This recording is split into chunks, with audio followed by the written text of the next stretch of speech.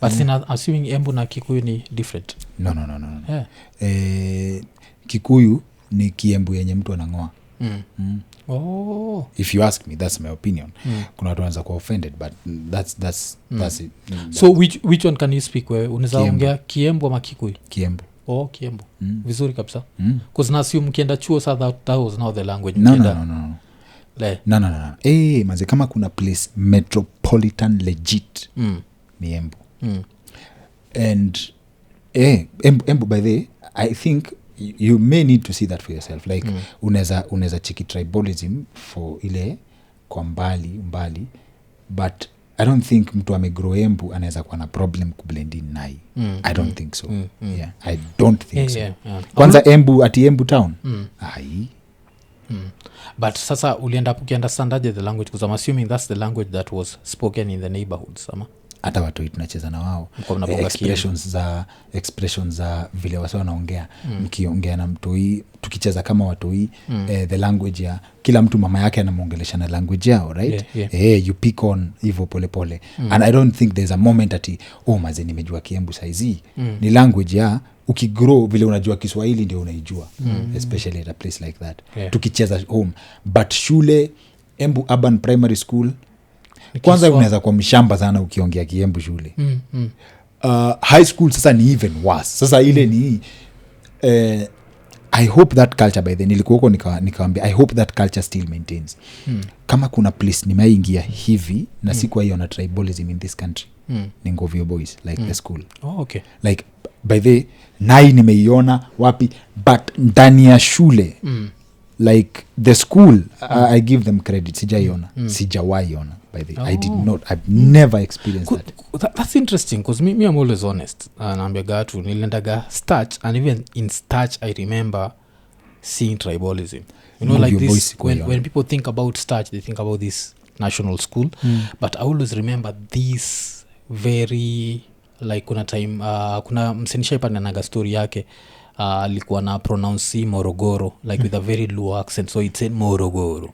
So I remember like there's this one time he got into an argument with a Kamba guy. I'm sure this guy forgot about it, because 90 years later we are much older, etc. we are adults, and I remember this guy telling him, you're talking like that because you are uncircumcised. And I'm sure he'd never seen his penis, but he brought it up because this guy was Luo.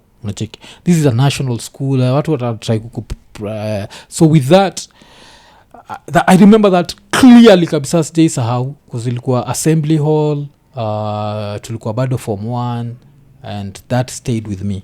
So for you to say that Ngovio did not have, I'm like, maybe you didn't experience it. I'm sure there's someone else who experienced it. I feel like tribalism is such a, it's in the fabric of this nation that Ngovio tulikuwa na so much to deal with kama boys that I don't think the issue of circumcision, I think and it's interesting now that you mentioned it. It never came because unajua shule yetu kila mtu whatever the hell umetoka, hiyo jina yenye wase utumia kwa uncircumcised ilikuwa ya kila mtu. Like hiyo inaitwa kevesi. Kila mtu like hata kwa nini ni kila mtu. Alafu sasa we also come from a place ya unaona kama sisi growing up in Embu, though sisi hatukuenda hiyo juu ya culture or anything, ilikuwa strictly juu ya hygiene. Unaget like ilikuwa strictly juu ya hygiene. But you see now, jina yako, when your name betrays you, you see you can't go out showing people your penis. So people will always assume you have it. You understand? Like even this guy will anapatiana story yake, I don't know if he'd gone through the process, because a lot of right now so many Lugos have gone through the thing. But unajuaga like if we get into any sort of argument, that will come up. Unaona? So nakumbuka you come up with that guy, and then I remember also like one other guy right now, he's based in the US, Stamtaja, out of he was still young, whatever. But I remember also he also got into an argument, him now he's Kyuk, got into an argument with another Luo, and that came up. And this is a national school. This is hiyo wacha tu niseme kwa watu wajui Starehe Boys Center. You see, this is a national school, and I could see this bullshit. So I respect Ngovio and I respect your experience, but I feel like this is part of our fabric so much. that memory yangu inakuanga sharp sana. yeah. If I had experienced it kama you no, nasema maybe huku experience but kuna kamseka kungovyo saizi kako wameniambia that will break my heart. That will break my heart because I think the crew that we had I remember I think tulikuwa na nicknames za wasee based on place umetoka. Nakumbuka some of my friends are on my page hata ya Facebook sometimes nikikutananga nao ni banta hapo na hapo. We never had conversations za we umetoka wapi like wajaka ukua hivi tumei discuss za hizo za uchawi na kuchekeleana za sijui wapi kuna kuangana uchawi nini hizo zimeikuwa but ni banta za not on a derogatory sense but on a fun sense. And I think that also hones comedy juu kama mtu anza kutukana in a way that mnacheka nyinyi wote that should be studied. That should be studied. So unataka kuniambia nini hawana cause like I know like Kikuyus have this term for Luos. The kitu is mera nacheki but I've heard mera kuna I think ni hii ananiambia mera can also stand for other tribes but mostly I think it's took with the Luos because of mera omera so now mera there's no that like derogatory term maybe ile waitwa even in an argument outside school. See kwanza the place that I find myself like ile sasa yani mi ucheka na anguka ni tuko na group ya maboys wa iya yetu ya tuko 9 of your boys nikisikianga pia zangu zimeshuka naingia tu huko kama kuna conversation najua we have maintained that relationship because whatever disagreements we may have had tukiwa shule zilikuwa strictly because we were boys but haikuwa anything to do and I respect ama we were a special group I don't know. I think you are special, you are actually special. No, me usamaga like those two ninis stuck with me. I can't remember the guys specifically. Kuna umoja ule siwezi kumbuka who he was insulting but I remember him. Macheki, they were guy based in the US. This other like Kamba guy, like even I've met him later we as adults. Most probably it's something that he forgot. Najua. And that stuck with me. A very few things stuck with me from yo shule because pia mi sawa na memory mbaya. So mi naambiaga say like one of the things that stuck with me of course was like as a form 1 there's this Kikuyu guy who'd come like but he was raised in Kitale. So amekuja hajazoea Sheng bado.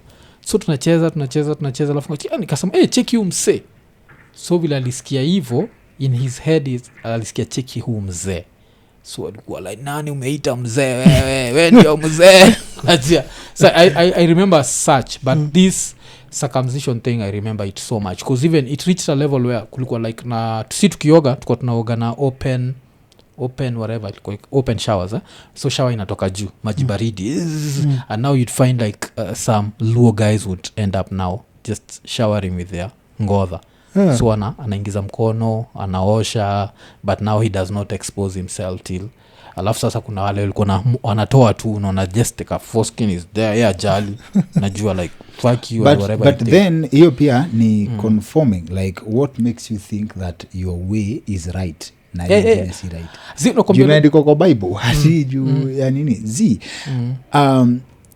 unajua it will be very bad to judge Muslim extremists not Muslims who kill other people for their beliefs alafu wewe una hold ati sasa hata wewe unajua there is no difference between wewe na hao Muslim extremists not Muslims extremists wale watu wako misinterpret nini kwa sababu they don't you would go to the extent of killing someone because they don't believe in what things you believe like sasa wewe umekasirikia mtu on behalf of God that you want to punish them because they are not doing what you think God wants people to do. Unaget? I think alafu pia that also comes unajua pia level of information like ukiata ulize say like why do you get circumcised they wouldn't know. Unaget? Like I respect someone we respect tradition and everything but I think there's more props to someone who follows mtu anafanya kitu juu anajua kuliko mtu anafanya kitu juu watu wengine wanafanya right if you can defend what you do because of information you have for it rather than other people doing it I respect you. Okay, yeah. So nini vile nimesema like shout out to Ngovio High School if you didn't go through that bullshit because unasemaga like I went to a national school and I saw it, like I saw the power of tribalism and it stuck with me. Najua ile like this is, and then the same school I always give it credit because that's the same school that also showed me that you can get a leader in any tribe. Like nikiwa hiyo chuo I saw people from Turkana who are excelling, people from Teso, that was the first the second place niliona Mteso. So kuna hizo like the positive elements of diversity. I saw diversity but I also saw like tribalism. So nini sijaiona primary school was rough bana. Primary school uliona manze was rough. Because I knew that was point bad. Mimi nasema high school. High school was so because primary now you are an outsider. Primary ilikuwa outsider bana. So but not with most students. I have friends I have friends who did not care from class 1. Sisi tumetoka kuru moja like class 1 to class 8 almost the same group. Almost the same group. So I have friends who tumekuwa na hiyo clique wenye mpaka leo. Two of them we still talk. Moja anaitwa Mokiri, moja anaitwa Maura. We still talk today. Get never cared, never mattered. Get but there's always that one asshole. There's always how and then my class teacher mwenye alichukua from class 4. The 4 years I think ali slow down kidogo. Alini defend in class, but that was unlikely. Alini defend in class 5 going to class 6. Ali make decision moja ili save life yangu in the sense that I had been transferred to shule ya Ocha kidogo and then when I came back there was a question of whether I should repeat class, but akasema no, she trusts my abilities. I should just continue. It's a she? Yes. And she was tribal? Yes she was, but I think it was a point of no information because it was more on politics. Juu anytime you raise your hand to jibu swali because mimi nilikuwa napenda like teacher akisema kitu nilikuwa na point of view especially kwa class ya science. So nikisema kitu in fact we had these confrontations a few times za nimeinua mkono kasema teacher hii si I thought inamaanisha hii ananiita Raila like hizo je tunakucheka iko nini wasiwaga na ujinga. I know it's not funny but it's funny. So yake haikuwa beef na mimi ilikuwa beef juu ya a higher level ya politics. Okay, that's and that but at least never brought up circumcision or that bullshit. No, sisi wote before class 8 hakuna mtu alikuwa tulikuwa tuna msee mmoja amekatwa class 3. Na niko sure alikuwa anaonyesha tulikuwa tunaenda kuiona like free time tulikuwa tunatoka shule tunaenda kuona kitu ya akiacha nisimteje. Alafu sasa yeye tulikuwa naamini alafu that was the problem with us like in primary school tulikuwa na believe kutahiri made you strong. So by default yeye ndio alikuwa anaweza daro yote. Like he could beat up everyone. Like yeye ilikuwa niko tempted sana kumtaja because his story mtaja tu sijui ni culture gani yenye wase ukatwa alafu wanakujengea kadeki kengine hapo chini sijui ni gani. Kuna kwa na hiyo inakuwa ndio iraf inakuwa for pleasure ya madem mguza it's for nini ndio dema afurahie. A lot of this shit ni juu ya madem. So no serious. So kanyama kana bakingi timbili sini kanyama fulani kama kama kasaba ka whatever nikakusaidia tu madem. So kazi ya madem ni ngumu hizo. They need those whatever's stimulated. So it's not like a spare. It's not a spare. Ni tu ya tulikuwa tunaenda kuiona like tulikuwa like think about it like when we were kids we used to do a lot of in quotes LGBT stuff cause mimi nakumbukaga nao sisi haikuwaga cause now an urban school haikuwa circumcision ilikuwaga msee akipata fudhi lazima akamaonyeshe. So ilikuwaga msana kuonyesha tu hapa juu anainua short kidogo iko like buda umeona mwache hii utoi around mimi unacheki jo buda. So si ilikuwaga hiyo haikuwa hiyo ati kuonyeshana nini. Si ilikuwa pia ya hierarchy. Mse mwenye amekatwa anapanda juu like we had this thing like tulikuwa tuna check list ya kuna order ya tunajua Motembei anaweza piga kila mtu class alafu Eric anapiga anapigwa na Motembei peke yake. Njage anaweza piga asi wengine, so niyo hierarchy. So I think kamse kadogo kiwa circumcise kana unasema kanaweza piga hawezi kasho kitu. Hawezi kasho kitu. So I think in class 3 nilikuwa kama wa 6 hivi. So vile I think nilipanda one rank after kufight na boy anaitwa Nderito. Nikapanda nikakuwa I think wa 5. Hiyo kitu ilikuwa inanijaa. Hiyo ilikuwa sasa hii, but ulifight sasa kabla uende for the procedure? No, hapana, hii si ni class 3 bana. Procedure ni huko class 8. Class 8. So nikapanda rank moja. So hii kitu ilikuwa inanijaz mazi. Nilikuwa na keep list yangu updated. Like it was the only list I was proud of because ya noise makers ilikuwa inakam na punishment. So mazi nilikiingia Daru nisema kwanza ulikuwa unaita roll call ya watu unaweza vaa. We Nderito sina kuweza. Unaeka unacheck like where are we now like Nderito hizo je. Alafu unajua kitu mbaya ni nini? Tuna check alafu una confirm na alafu inakuanga ready. If you have a problem tunaweza square sasa ndio list ikuwe compact, unajua like alafu tulikuwa tunahesabu boys peke yake. Tulikuwa tuna assume tuna assume unaweza tandika mademu wote. And I think siku moja nilichokesha mademu na kuhesabu wote pamoja. Alafu juu nilisema karibu na msemtiaji nikasema nini naweza si wote alafu naweza neka nini nahesabu mademu wote. Mademu waliamua nataka kusquare na mimi wote na hii kitu inakuanga one by one. Manze tulikuwa na adventures interesting, and in fact by the most of the jokes me make zinatokanga from experiences kama za shule. Kuna story fulani nilimake ya shule yetu ya primary na watu hawakuja kukimbia nayo kama joke. I think the first person kukimbia nayo ilikuwa chipukizi. Sijui kama alisikia from someone else, but msikia ni ilikuwa story fulani ya mode fulani ilikuwa Mrs. Getari wa nini. Tulienda kuripotiwa. Tulikuwa class yetu tulikuwa najulikana ndio inakuanga na wase wa daku kabisa. Kabisa like sisi ndio atukosangi noise makers, atukosangi nini. So tukafika class 7 we made a pact na madem ya emazi tunaweza kuwa kama wase wa east. Ilikuwa south. Is there a possibility tunaweza kuwa kama wase wa east? Mwalimu akuja at least akose noise makers. So we had a meeting with the girls. Tukasema ni aje, we are calling for a truce. So kutoka leo hakuna kusemana.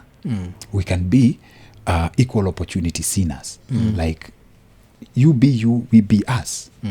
Tukakuwa us, and the truce lasted for a week. Paka tukakuwa comfortable. So siku moja the class teacher comes akasema, ai Judy uko sure hakuna noise makers? Hakuna. Hakuna. Wewe Karo kuna story? Mwalimu alifeel something is off. Alafu boy fulani anaitwa Rama. I think pia hata you keep in touch once in a while. Akaulizwa na teacher, Ramadhan uko sure there is no problem? Akasema zi. Alafu sasa ile tu ya ku make the story more believable akaongeza tuka adlib. Kakuambia mwalimu teacher tumekuwa poa, ni vile girls wengine wao tusumbua tu time ya break akifikiria amecheza safe. Kumbe amelipua time bomb. Akubukanga mali nimekaa kadem kanaitwa Karo kaliduka akasema, teacher no ni boys. As in ilikuwa unaona ile kitu inaenda kulipuka. Ndio ikalipuka akasema hata boys wanakujanga shule na radio.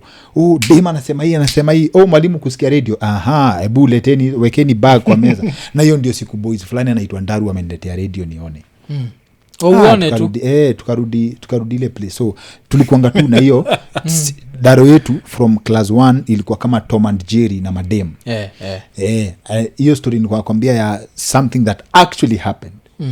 Madem sasa tulikuwa na division hivyo like nyi kweni nyinyi, si kweni sisi. So tukaenda kucheza PE. Tukakuwa si ucheza si ball ni moja, tukacheza ball maboys peke yake. So tukicheza ball tuko tunataka mademo ingie kwa timu yetu tukigawana juu wanatuuza. Like mademo unajua at that time bila si ucheza ball daily. Mademo kuja kucheza ball wao kuangani kurusha mguu. akikutana na ball sawa, akikutana na wewe sawa. Like upiga kila kitu like inakuanga kuswing tu mguu kaenda wakatuseti mode akakam kwa assembly, and at that time I don't think tuli think about it that much until I started doing comedy. Mode akakuja kwa assembly akasema class 7 boys nasikia kwamba mnanyima wasichana boro.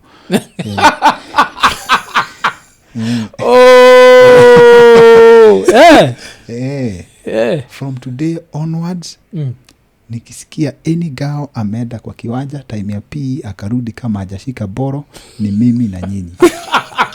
That happened. And at that time sikuiona hivyo. So nilikuja kuiperform hapa hiyo story like as it was. Club Hearts. But ukasema chipu alichapaje kwani? Well, I think ilikuwa ushaona zile story unapiganga wewe unajua ni story ilikuwa hapenia. Alafu unasikia ndizo huko. Okay.